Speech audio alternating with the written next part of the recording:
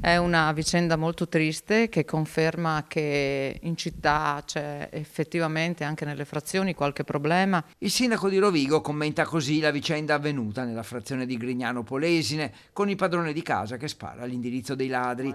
E come hanno fatto molti concittadini, anche lei esprime solidarietà e comprensione. Voglio esprimere la mia totale, piena e illimitata solidarietà al signore che ieri sera è stato vittima di questa incursione in casa sua e che ha avuto questa umanissima reazione di difesa, di legittima difesa.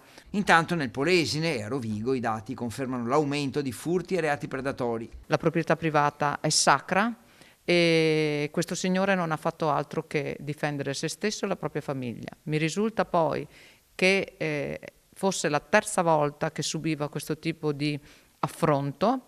Chi subisce dei furti in casa propria si sente violato nel proprio intimo. Credo che la reazione di questo signore sia la reazione più normale che ci potesse essere. Il primo cittadino invita ad avere fiducia nelle forze dell'ordine, molto presenti a Rovigo, e a denunciare sempre i reati e i comportamenti sospetti.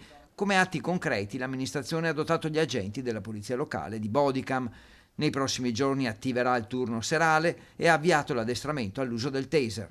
Li abbiamo dotati di bodycam, di taser, sono tutti strumenti che aiutano anche i nostri uomini ad essere nelle nostre strade, nelle nostre città, nelle nostre frazioni. E dopo l'omicidio del luglio scorso, vari accoltellamenti e risse, furti e scippi agli anziani, l'ultimo nelle scorse ore in centro, il sindaco non si nasconde. Sì, sono preoccupata. Sono tutte ferite che segnano la percezione della sicurezza, ma non è solo la percezione della sicurezza qua che viene messa in discussione, è proprio, mi pare, di fronte a questi fatti, la sicurezza concreta e quindi sono molto preoccupata.